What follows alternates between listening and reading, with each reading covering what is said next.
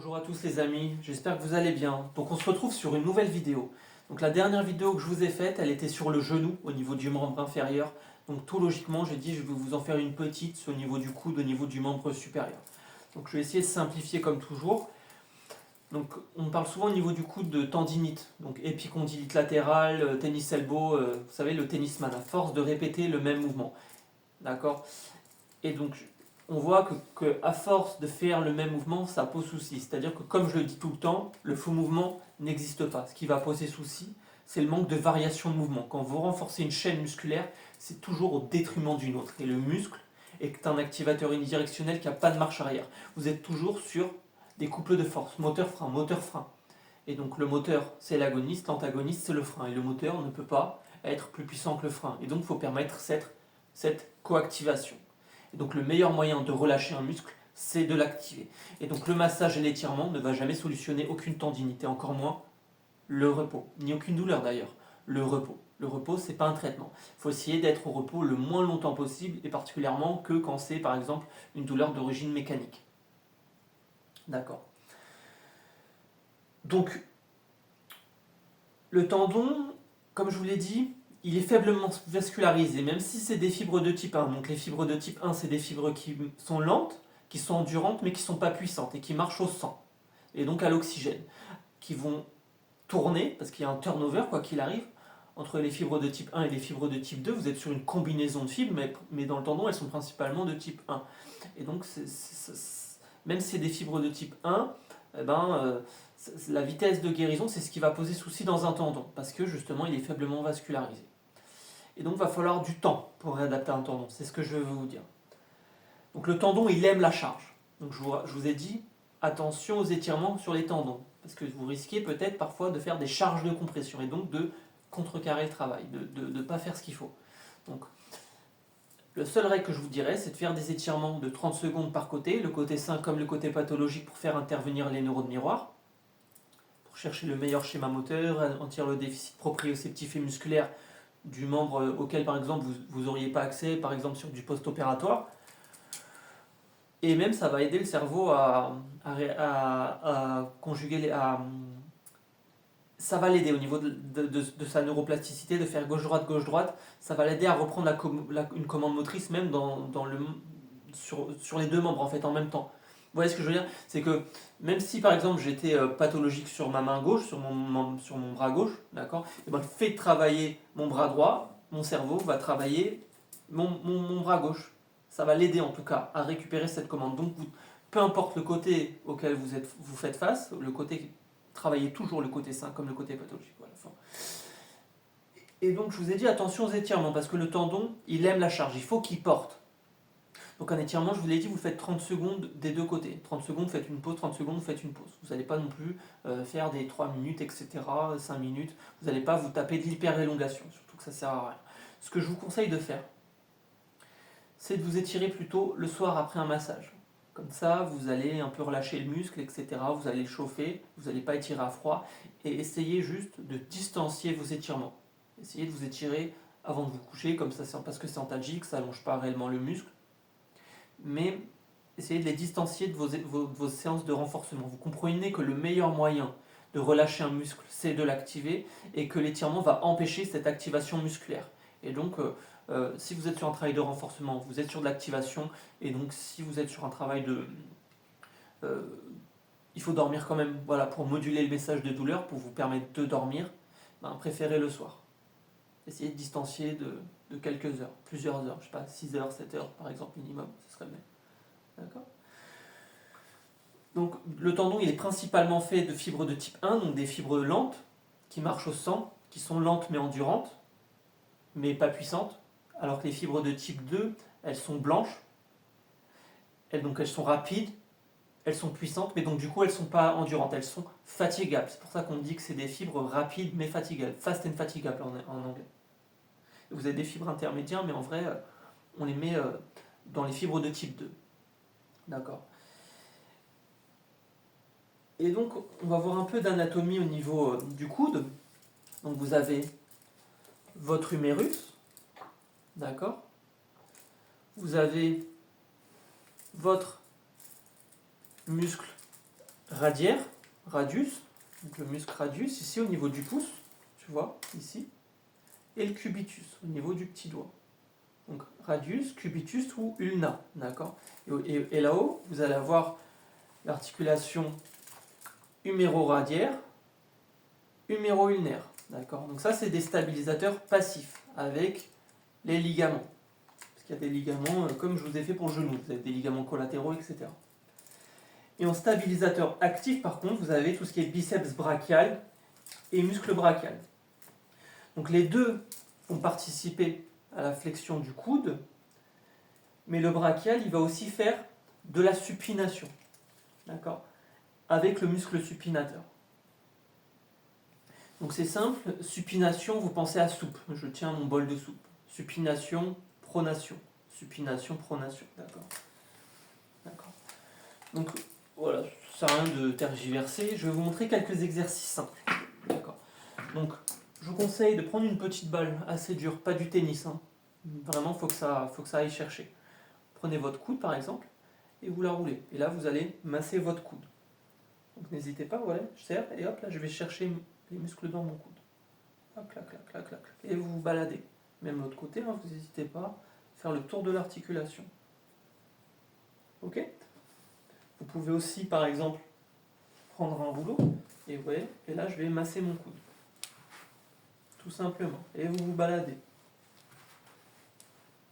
Et voilà, le fait de, c'est comme une jambe, vous savez, le fait de la tourner, le fait de tourner le bras, vous allez chercher différents plans.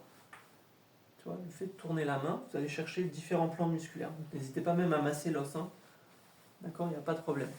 D'accord. Il n'y a pas de problème. Ok. Donc, une fois que vous avez un peu attendri la viande, vous pouvez vous étirer par exemple le soir. Donc, tout simplement, hop, ouais. Là vous étirez votre coude. Vous pouvez le faire debout aussi, évidemment. Donc 30 secondes, faites une pause, 30 secondes, vous redémarrez, vous changez de côté. Hop, hop, d'accord. Donc, exercice de renforcement simple. Moi j'aime quand c'est simple, il faut que ça soit simple. D'accord. Prenez une petite haltère, 1 kg pour commencer par exemple. Vous posez votre bras au bord d'une table et tout simplement, voilà. Hop, hop. Et là vous travaillez votre coude. Donc, vous faites par exemple une dizaine de mouvements, vous faites une pause, ça vous fait 10 mouvements 5 fois par exemple.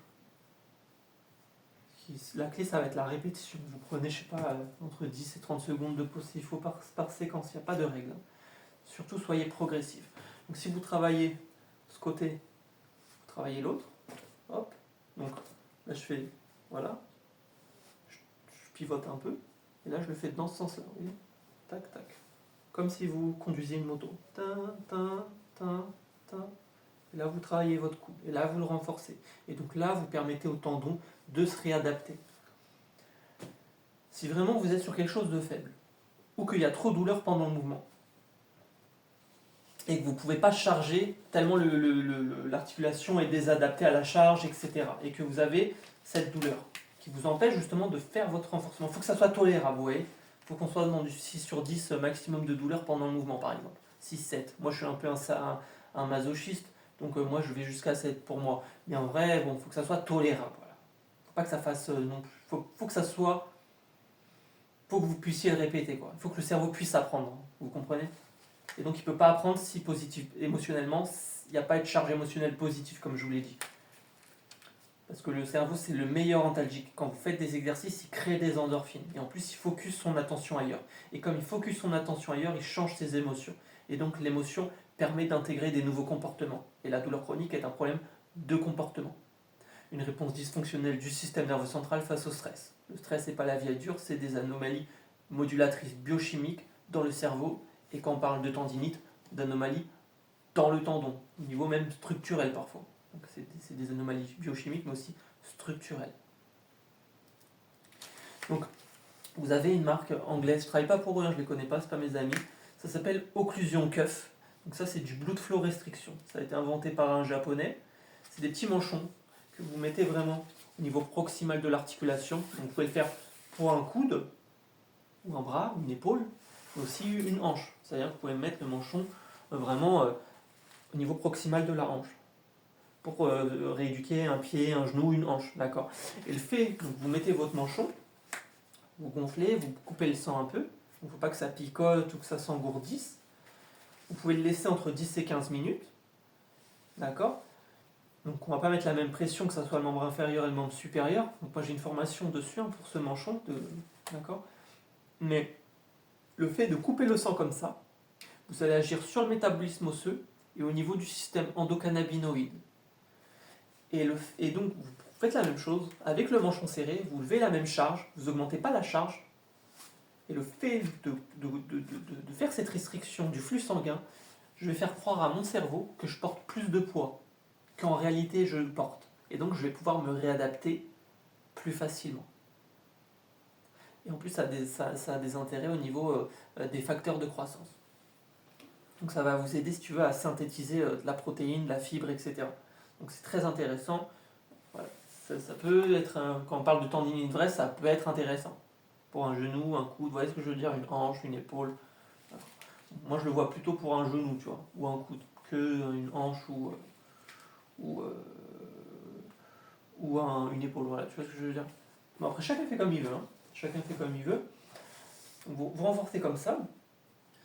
Donc je vais vous montrer deux petits exercices très bêtes. Où est-ce que j'ai mis ma balle? Je vais vous montrer deux petits exercices très bêtes au niveau de la mobilité de votre coude. Excuse-moi, c'est que j'ai des balles partout en fait. Vous prenez votre balle, donc un peu votre contrôle moteur. Donc c'est pas qu'une histoire de force, c'est une histoire de faire face à l'instabilité et arriver à coordonner un mouvement. Prenez une petite balle, n'importe laquelle, une balle de tennis, cette fois on s'en fout. Et là, vous travaillez votre coude.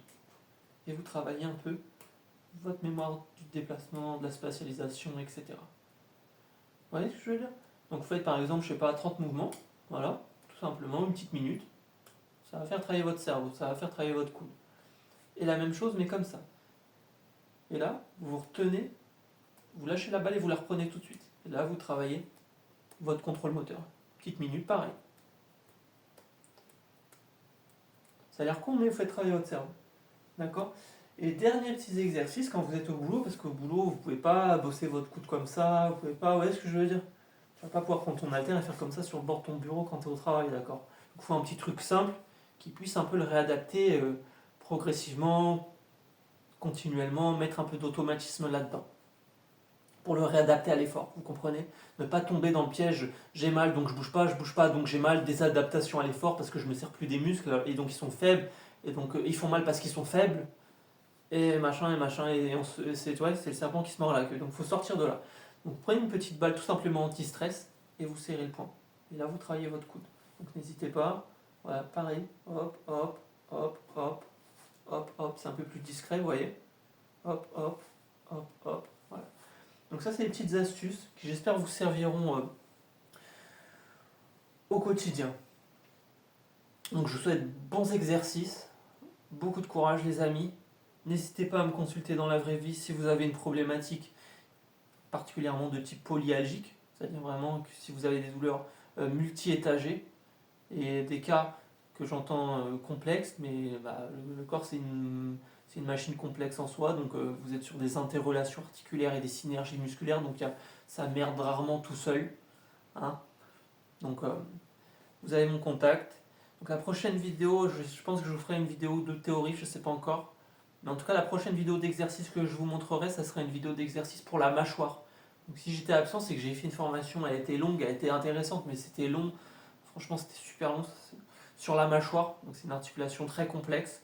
Donc je vais vous faire une vidéo synthétique avec des exercices très simples pour la mâchoire. Donc je sais que ça va vous intéresser parce que le fait de serrer la mâchoire, vous allez le payer au lombaire, sur le cou, sur l'épaule, et ça peut être délétère même au niveau de la vision et de l'audition, cette mâchoire. Donc c'est pas à mettre de côté, et je vais avoir beaucoup de choses à vous dire et à vous montrer à ce sujet. Donc likez, partagez la vidéo, abonnez-vous, n'hésitez pas à rejoindre le groupe Facebook Reset Trauma que je gère. Je réponds quand je peux, en général je réponds à tout le monde, il n'y a pas de problème. Hein. C'est juste qu'il faut que je prenne un peu le temps. Donc je vous fais des gros bisous, je vous dis à très bientôt.